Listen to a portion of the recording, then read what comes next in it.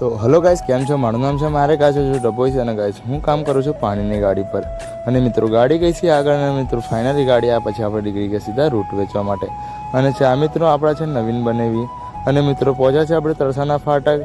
પછી સાહેબના ઘર પણ એક આવ્યો ગાય, સાહેબને ત્યાંથી આપ્યા પાર્લેજી. અને મિત્રો પહેલાં તો આપણે ફટાફટ પાર્લેજી લપટાયા અને બનેવીને પણ આપણે આપ્યા છે. પછી ત્યાંથી આવી ગયા આપણે સીધા રાધે કોમ્પ્લેક્સ પર. અને મિત્રો ત્યાં આગળ સલૂનમાં એક કાચ દેખાતો ગાય, આપણે તો એ પણ એક વિડીયો શૂટ કરી લીધો.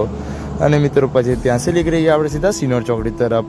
અને મિત્રો કેમ કે આકાશભાઈ પાસે લેવાના હતા જગ, અને મિત્રો એમના પાસેથી લઈને નીકળી ગયા સીધો રૂટ વેચવા માટે. અને મિત્રો પછી ફાઇનલી પહોંચી ગયા આપણે સરદાર શોપિંગમાં, કેમ કે અહીંયાથી આપણે લેવાના હતા ખાલી. અને મિત્રો પછી ફાઇનલી હશે ખાલી મારી તો આપણે લઈ લીધા છે, એટલે આપણે નીકળી સીધા ઘરની સાઈડ અહીં આગળ.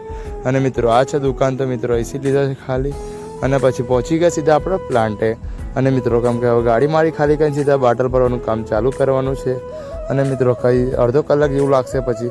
અને મિત્રો પછી ફાઇનલી આપણે બાટલ ભરાઈ ગયા, નીકળી ગયા સીધા ઘરની સાઈડ. અને મિત્રો ચાલતા ચાલતા બહુ અઘરું લાગે યાર.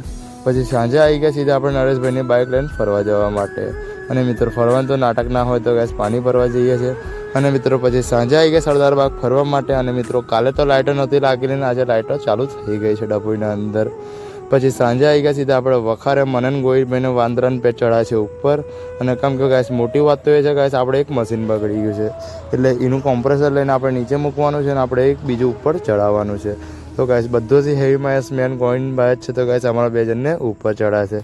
પછી ગાઈસ ફાઇનલી આપણું કામ પતી ગયું અને આ છે આપણા ફ્રેન્ડ અજયભાઈ. અને મિત્રો એ બી કોમેડી તો ગાઈસ નેક્સ્ટ લેવલ જ છે.